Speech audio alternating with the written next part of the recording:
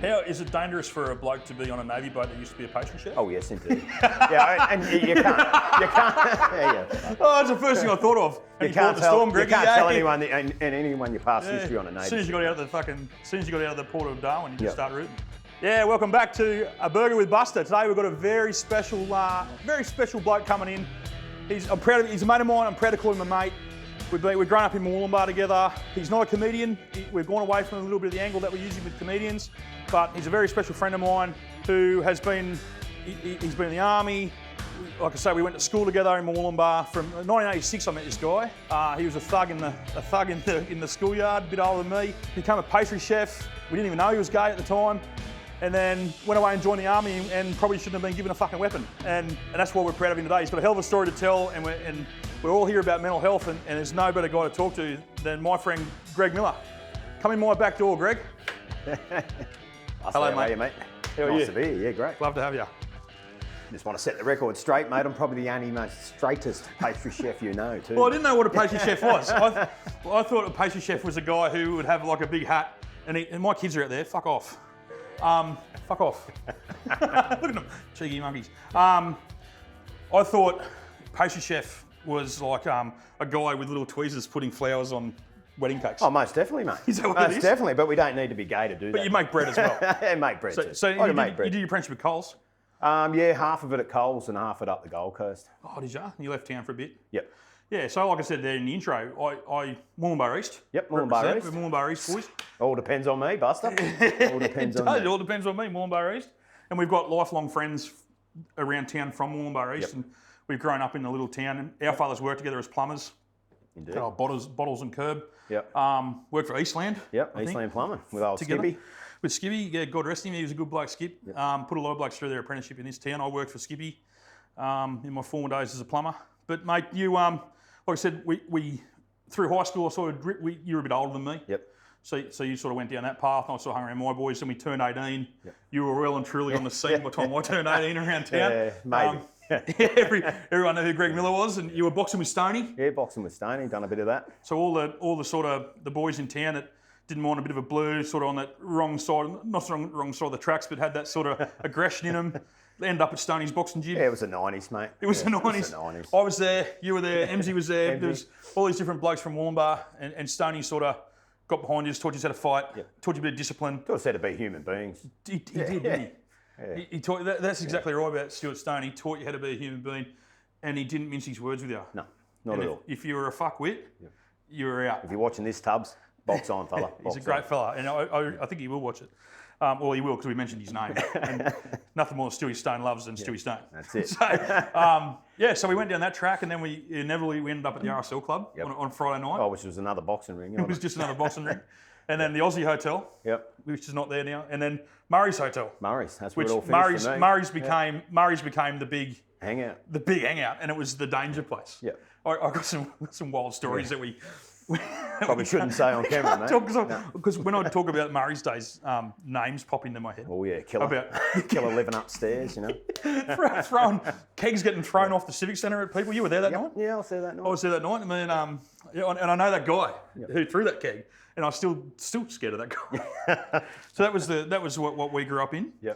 And then you fucking surprised everyone and joined the army. Yeah, 2002. The age of 23, just decided to enlist in the army.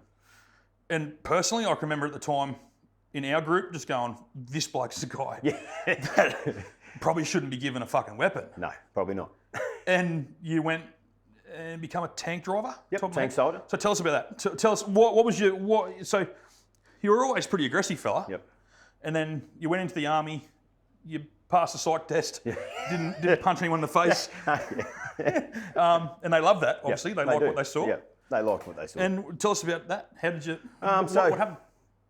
Well, my early experience in the army, you know, when I first got there at Kapooka, it was sort of what I needed. There was a lot of yelling and a lot of screaming and a lot of uncertainty within individuals. And through adversity, you sort of rise a little bit. So it didn't take me long just to pick myself up and realise that I was there for my fellow soldier, not just myself. Yeah. And when I went in with that mentality, it was very humbling. So sort of got halfway through Kapooka boot camp, and they come to us and they said, look, we can't have 75 people that want to be an infantry soldier. every kid's dream. So you want to be an infantry soldier? You want I to want to be a grunt. Yeah. And so we had to go back down to psych, do another psych evaluation, passed another one. Well, that's pretty good. So they had 2 more options for me, and I picked to be an M113, which is a APC driver, which they took to Vietnam. So I knew what they were through Skippy and all that. So wanted to do that, but ended up getting to the School of Armour in Puckapunyal in Victoria. And they went, no, there's no roles for that. You just can be a tank soldier, or you can be a tank soldier. Leopard tank? Yep. Okay. So the Leopard AS1, 105 So they're a bigger millimetre. version of, they're not like, so the APC is armoured personnel carrier? Yep, they're the little tiny ones. They're about 13.5 tonne. They carry 10 personnel in the back. Yeah. Yours weren't, No. you weren't there to carry, you were there to blow shit up. Yeah, just to travel north and kill everything is virtually what a tanky thinks we're there to do. And you were a driver, or are you the... I was a driver, I was a loader, I was a gunner. I was a gunner. And, right, okay. And obviously finished up being a commander and an instructor. Did you? So what level did you get to? Sergeant. Did you really? Yeah, I was a tank troop sergeant, and I was an instructor for gunnery, comms, driving and servicing. So to the Army, when I say, and I mean it with all respect, when you left Moolumbar, you were pretty fucking aggressive. And if there was a fight, Greg Miller was in the middle of it, and that sort of stuff. You went down there being the big poppy, and you realised, fuck, I'm at Kapuka. Yeah, well, just realised that I wasn't so much the big poppy, Yeah. but there was a lot of blokes sort of in my same bat because, Okay. early 2000, just after 9/11, Yeah. it was time to go and do something different. And So you joined realistically, after 9/11? you think, Ah, right. well, I had my app in before 9/11, Okay. but I didn't enlist until just after. Ah, okay. So I got accepted to join the military, Yep. but just took about 5 months. I had to pay some fines, obviously, to the state government, a few other things before I can got in. remember, mate. I want to say a lot of stories about you. At the front of this, where we are today, is the street where the fight used to always Well, the happen. biggest one was 2001, I think, down at the Imperial when the Mighty Eels lost to Newcastle. I remember the I grand was final kicked fight. out at half time because I broke 3 lights inside. I was there that day. I was going for Newcastle. But anyway. So 2001, you're trying to kill people at the pub. Yeah, Then so, you went away. by September 2002, I landed in Darwin at 1st Armoured Regiment in C Squadron. Okay, so you've done your Puckapunyal. Yeah, done me Puckapunyal, done me tank time down there, which was, it was a nightmare sometimes. Yeah. We were young, we were getting paid pretty well. Getting yelled at. Well, that's a part of the army. It was pretty wild. It was like every Thursday afternoon, you knocked off at lunchtime. Because we were trainees, we couldn't play sport. So all we did was drink. Yeah, okay. Yep, so they couldn't afford you to get injured, but they could afford you to get alcohol addiction. Get on a piss. That was pretty unique down there. And by the time we got to the regiment, it was like, how do I describe it? It was like playing for the Mustangs on a Mad Monday. Yep. Every day of your life. This is in Darwin? Yeah, for the next probably 8 months. I don't even think I was sober. And what did you do out there? You went bush? Yeah, it went bush. Drove So tanks. as soon as I got there, I was in the regiment 2 weeks. They said, go down to the RAP, which is where you go down and get all your medical and that done. You're going on a thing called Operation Relax, which was, I don't know if people can remember. Just overseas? Yeah, So this is your it's first just deployment? border protection. Oh. First deployment, 2 weeks of being in the regiment. So you just drove around Australia in a tank? No, we went, we had to go on Navy boats, unfortunately. Did you? Yeah. Also, and obviously they've got people on Navy boats from the Army, Yeah. and they're a detachment. And they're okay. called SAD, no wonder. Like, you're always sad working with the Navy, man. So we done that for probably, I think it was 4 months. How is it dangerous for a bloke to be on a Navy boat that used to be a pastry chef? Oh, yes, indeed. And you can't. Yeah. Oh, that's the first thing I thought of. And You can't tell anyone, As and anyone your past history on a Navy. soon as you got out of the port of Darwin, you just start rooting. Okay, so you're on a boat around Australia. Just catching boat people virtually. So if we detected any illegal boats within the Australian waters, we could go and get onto ribs from the Navy and go on board those vessels, detain them, turn the ships around, get them back into Indonesian water, and give them enough food, water, and diesel just to get back to where they were going. So you kept the people who were being smuggled in. And, Kept them on their boat. Oh, and you just turn them around. Yep. Even if there was, so you get some boats with 100 people on it trying to get into Australia. Yeah. Okay, By the so that time was you'd your job. search them all and sort of stuff like that, you'd find some weird things, man. Wow. And like you mentioned, September 11 had happened by this stage. Yeah, man. So it was all high alert stuff. Bali had just been blown up too when we started doing that. So that was the Bali bombings, and that was sort of part of that whole Al Qaeda sort of situation. Yeah, it was spewing because when Bali went, we all had tickets booked to Bali, Oh, man. But they stopped defence personnel going there straight away. Yeah, well, it was only $139 return flight from Darwin, man. Yes. I've never been to Bali. Hour each way. So I can't go to Bali because of Mount Warning. And then after that, I suppose back to regimental life, and regimental life just consists of training, man. Like we trained for probably 3 to 4 weeks in barracks just to get all the vehicles ready and that, and obviously do our PT. So you knew you were going? Fit. Yeah, and they'll just keep telling you, okay, this is coming up. They have a matrix, man. So you knew when. Okay, so what was your brain like at this stage in life? What anxiety-wise? Because we know about. I know about your depression and anxiety stuff. I think I was pretty good. You know, within myself, I thought I was pretty good until I met my wife, mate. Yep. And that's when it all sort of came to light. The lovely Sheree. When did you meet her?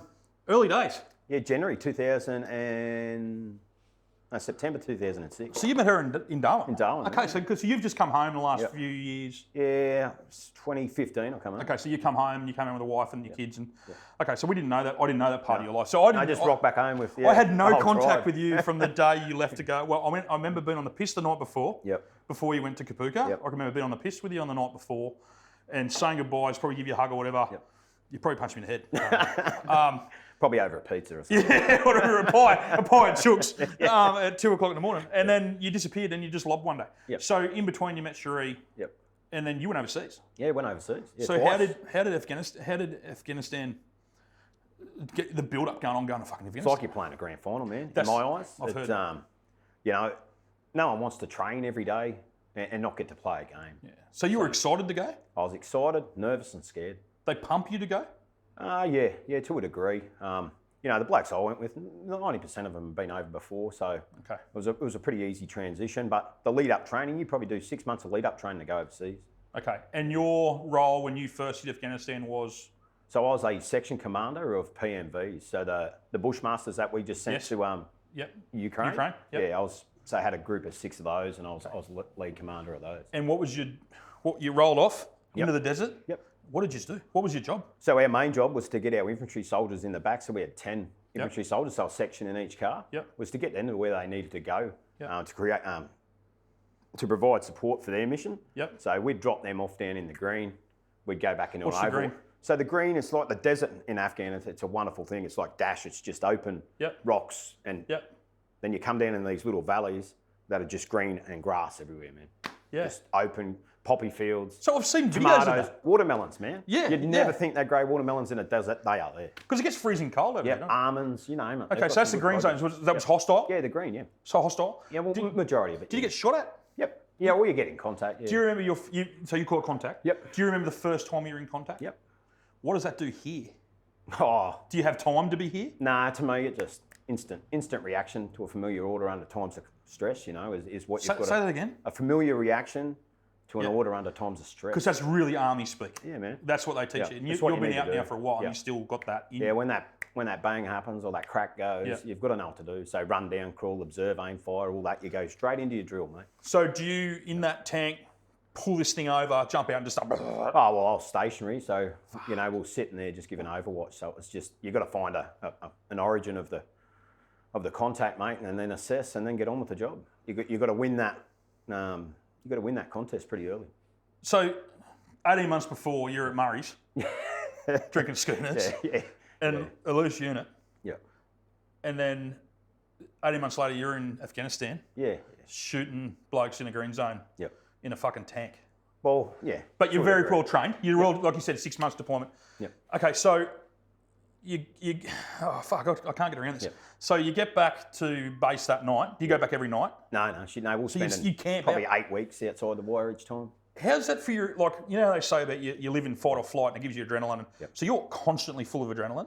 Oh, yeah, to a degree. Look, it gets very boring in times. You know your enemy. So it's boring when no one's trying to kill you? Yeah. That's terrifying, isn't it? It's boring when no one's passing you the football if you're a winger on foot. Yeah, okay. You know? So, well, no one likes wingers. No, not at all. So... Except Sevo. We all love you, Sevo. So, fucking Parramatta. Fucking Sevo. Okay, so you're out there for 8 weeks. Yep. Then you go home here? No, then we'd go back to like a base. So it was Tarin Kowt in Afghanistan. We'd spend probably 2 to 3 days there just refitting to fight. So just going over our vehicles, getting everything redone, bombing up of ammo, getting our guns cleaned, getting them done, ready to go again. So I keep coming back to your brain. I'm trying to think me in this situation. You've got no time to think about anything else, man. Okay. You really haven't. Okay. And that's the way I viewed it, and that's the way I had to deal with it for my mental approach. So you're on. Think about Sorry, nothing. I forgot that I've got to even cook you a fucking burger, man. I knew this would happen. I knew I'd be so enthralled into this fucking. Thank God for doTERRA peppermint oil. Oh, get on it. Get on it. Yeah, sponsor, please. So, mate, how the fuck? I don't get it, Greg. I don't. So obviously, not many people do. No, and I'm glad you don't expect me to get it because I do not fucking get it. So how long are you in there for? You did 2 tours. No, I did one tour in the Solomons and then one tour in Afghanistan. So Solomon's peacekeeping? Yeah, rice and band-aids virtually. What? Rice and band-aids. Is that an army thing? Yeah. Rice and band-aids? That's what we call, peacekeeping. So was that after Afghanistan? No, that was before. Okay, so that was your first deployment over to Solomons? Okay. That was the last time Brisbane won the premiership, would you believe? It's good too. I know, it's been great. Fuck the Broncos. Okay, so you're in Afghanistan. You're there for how long? Like on the ground? How long overall? 8 months. Yeah, 8 months. You've seen a lot of bad stuff, obviously, and we don't, like I said to you before, we don't need to go into that. But you're in a tank, you're shooting shit. Yep. You're getting shot at. Yep. It's dog, I suppose. Where does this leave you post-army? Like when you come out of the army, they bring you back. Yeah, they do. They bring you back, but they don't bring you back mentally, man. That's what I'm asking. Yeah. So we're not here to bag the army or whatever, but I know you wouldn't do that anyway. But you come back. Are you just in that time? So when was this when you come back? This is a while ago. Yeah, 2010, early 2010. Was mental health a big part of the army then? No, not really. They wanted it to be. So we'd do like a. Look at the size of this fucking. Like a psych brief on the way out, burger. And you'd all tend to just stick to the left-hand column. No. I'm fine. Because if you did have a problem, they'd want to send you to psych. Then, they're going to ask you what your childhood's like. Really? Did you get... bottles used to kick the fuck out of me. Drove his car through, mate, front of the house. I've got some stories about you. And what you're on. I don't know how, like, side note, I don't know how the fuck you got to the army with your dad not killing you. Yeah, don't forget my mum was a clean freak and really cranky. I fucking remember your mum well. I still see your mum around town. I don't see bottles much these days. Nah. I see your mum driving around and she doesn't know me that well or whatever, but I go, that's Greggy's mum, you poor lady. How the fuck did you do this? So, okay, so you've come back in. And say everything's fine and you just get back to life, man. You get back to getting back into the grind. So you stayed in the army? Little bit of family time, little bit of family time and then bang, straight away again and start training and learning and moving on. I think it was 2012, my daughter was born, man. I spent 32 weeks away from my family. Just training? Just bush? So you get $21 extra a day for being out bush, man. But you're working, I was as a tank troop sergeant, from about 4 in the morning, mate, till about 2 in the morning the next morning. Just going. Just up, planning, doing everything. So you only did the one tour only? Fuck. Yeah. You just did one tour? Yeah. Had too many kids after that. They wouldn't let you go back? No. Well, I didn't want to. Okay, so you had a choice? My missus, if you take another trip, I'm leaving now. Okay, so you had a choice in the army to go back? Yeah. I could have went another 2 or 3 times. Oh, wow. I wanted to, but the wife wouldn't let me, man. So when we see, I know the army's because of fucking movies. Yep. Let's be honest, right? Yep. I see it as like you're going, see you later. Yep. So you have a choice in the army if you want to go overseas or not. Well, you don't, but you can fight it. Like, there's only enough seats for so many people to go on a tour. Yep. So you're always going to fight for a spot. Yep. So if you know you've got a trip coming up, you're getting fit. You're doing everything right. Yep. You're showing the boss that, hey, I'm good to go. I want to go. I'm ready. I'm switched. I'm ready. Do you think they were picking up on little things in your... Oh, hell yeah. And you just tell your boss, look, I'm not right. Not feeling this one, man. Okay. I'm not right. I don't want to do it. So so you're back, you're training. Yep. When did you start realising that maybe Afghanistan has done something in here?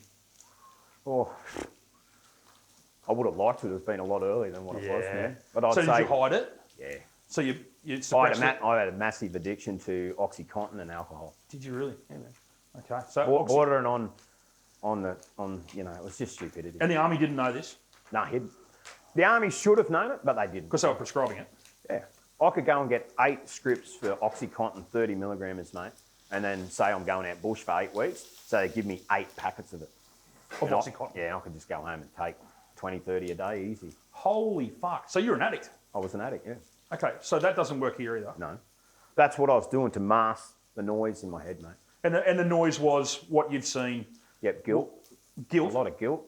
About being in someone else's country? Yeah, and treating people the way you treat them. But sometimes you have to treat them that way because of what they've done to you. Yeah. But I just come back to old Stoney teaching me how to be a human being sometimes, and So that was mulling in my head. Well, why did you have to do the things you done, and why did you see what you saw? And I don't know. So to try and mask all that, noises, mate, loud noises. I'm still no good with them. Explosions, I'm hopeless. I was going to get to that. I was going to get to that. So you start snorting coke. You start finding drugs that you shouldn't be on. And how did you get your way out of the army? What did you know you had to get out? Yeah, I knew I had to get out. I put my discharge in. It was like, I can't. I had a little daughter that had just been born. You'd done your time. And I'd been with her a week. And by the next time I saw her, she was 20-something weeks old. That's hard. So it was like time to get out. So you knew it was time.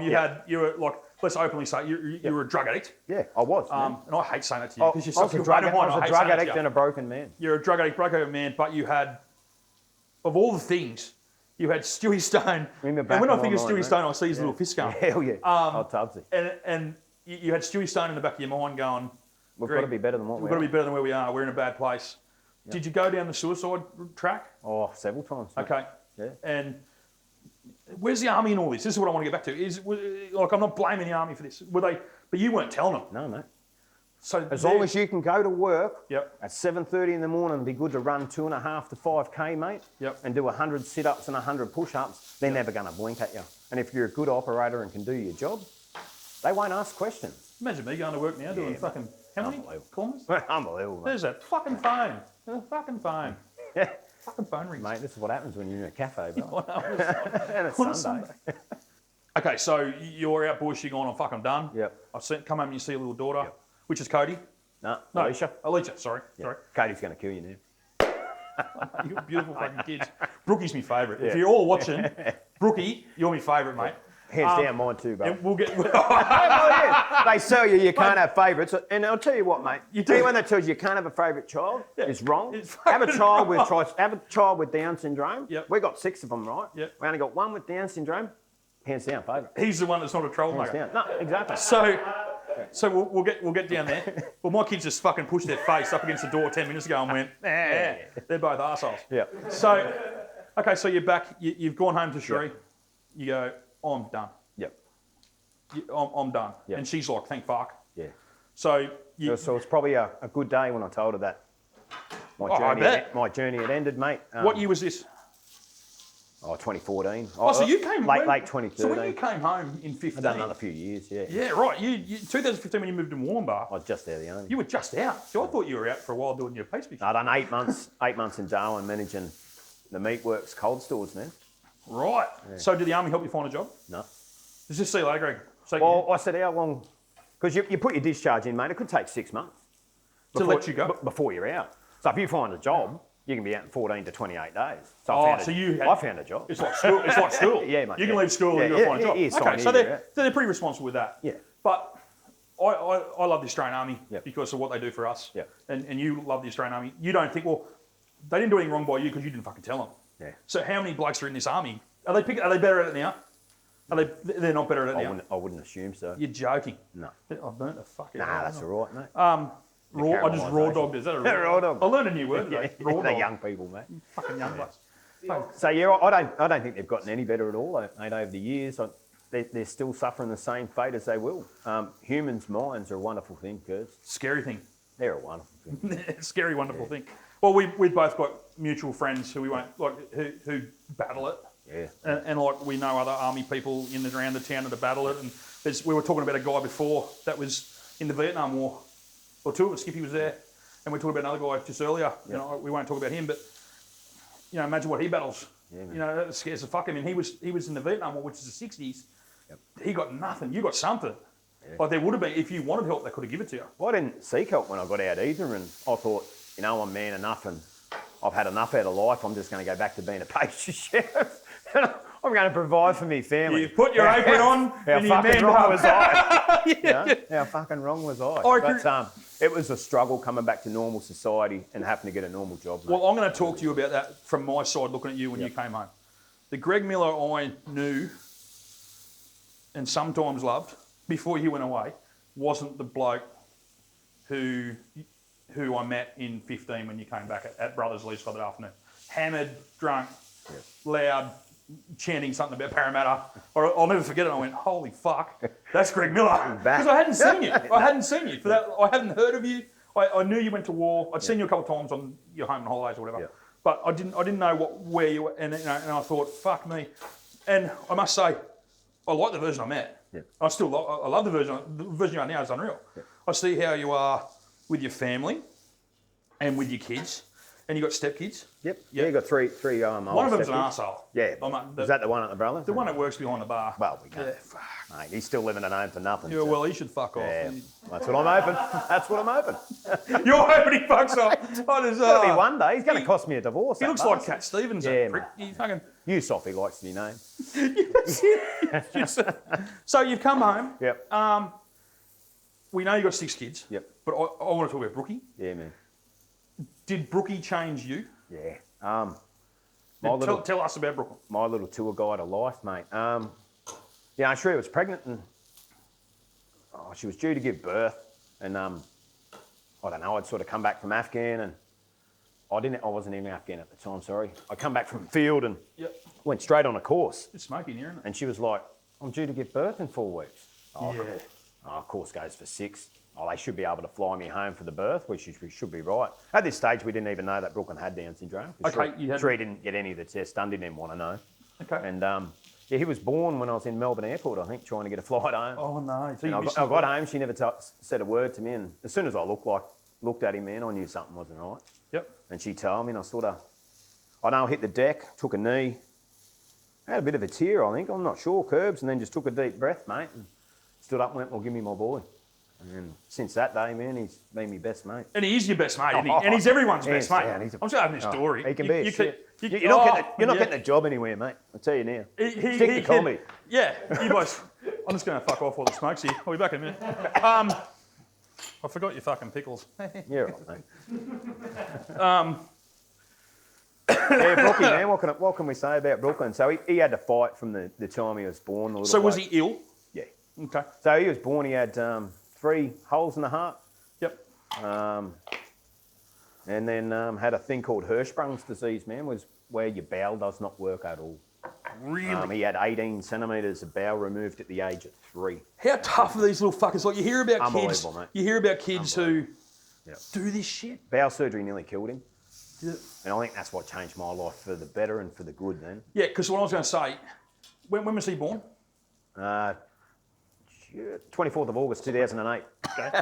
So 2008, and then and he's later in life now. I went to Afghan in 2009, man. That's unbelievable. Even before he turned 1.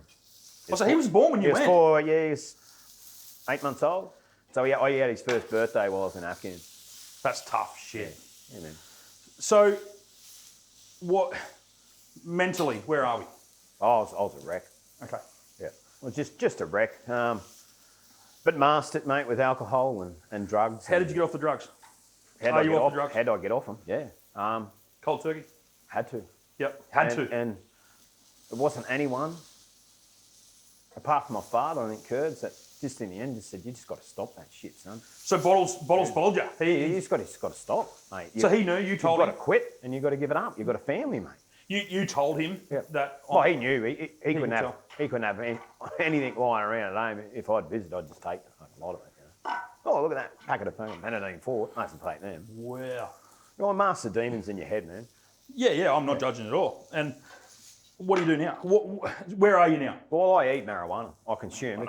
It's legal, man. It's legal. So I've got a script to consume marijuana, and I eat it rather than smoke it because I've given up cigarettes as well, mate. So you're off the durries. Yep. You're off the piss. Yep. Oh, to a degree. Yep. I just watch how much alcohol I consume. Like yesterday, wife got drunk, snort all fucking night again, you know. But I had 2 drinks. Do you blame your missus for being a drinker? Oh, 6 kids. Oh. 7. Yeah, I know. With 7. you. 7. Pastry chef. I was a nightmare. Yeah. She gets nice cakes. I see on Facebook and Instagram. Facebook. She gets a lot of good food. You're doing a lot of cooking. I feed her. And you've lost a lot of weight. Yeah, 32 kilos. Yeah, I was going to say, because you were bigger last year when we went to Anzac Day together last year. Well, yeah.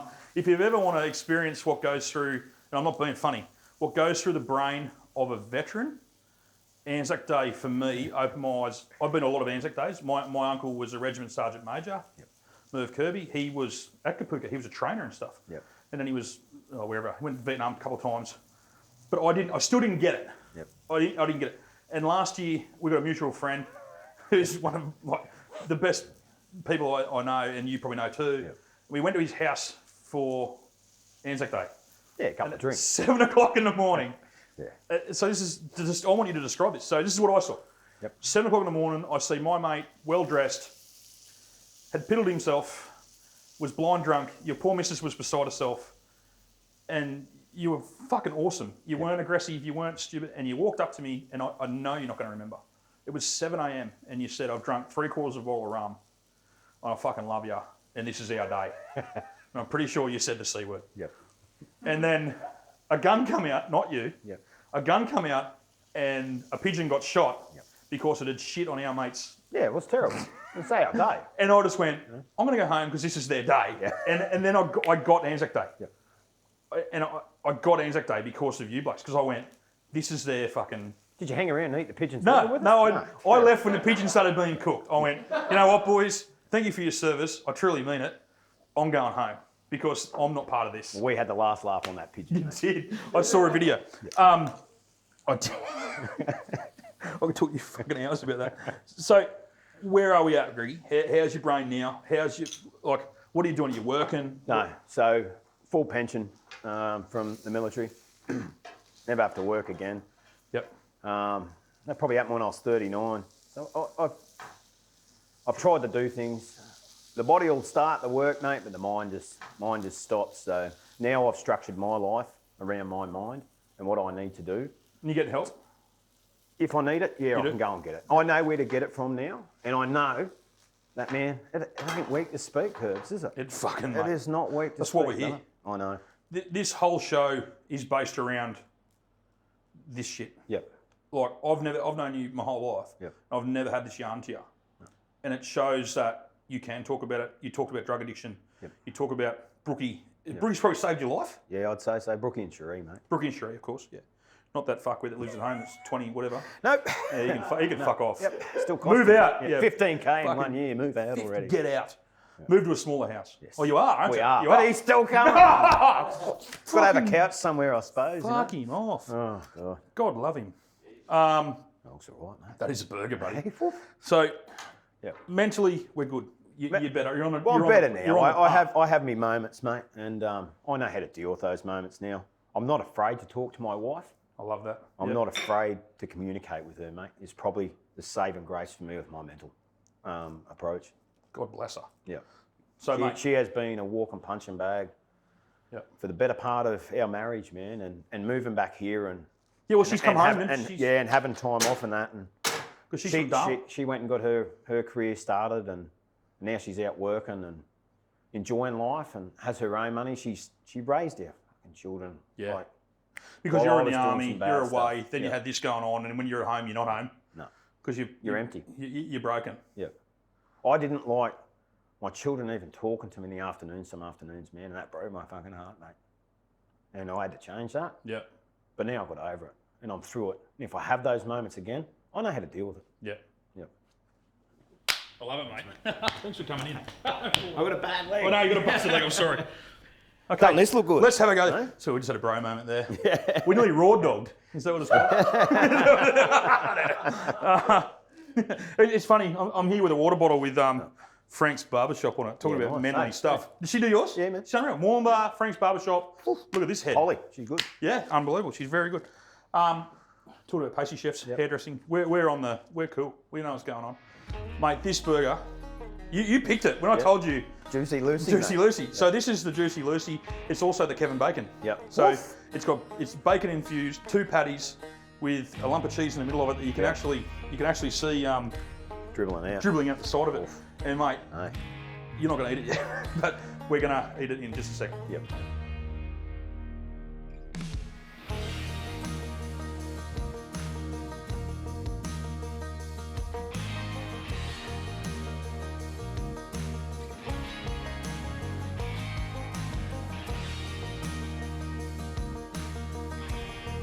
So Greggy, we're back, mate. We've had the fire brigade turn up, and we had to clear the room. Every door opened in Juju's Cafe in Wollongbar to try and get the smoke out. And you've been looking at that thing for probably 10 minutes now. Oh, mate. Yeah. And it's starting to ooze. So what it is, mate, it's the Juicy Lucy.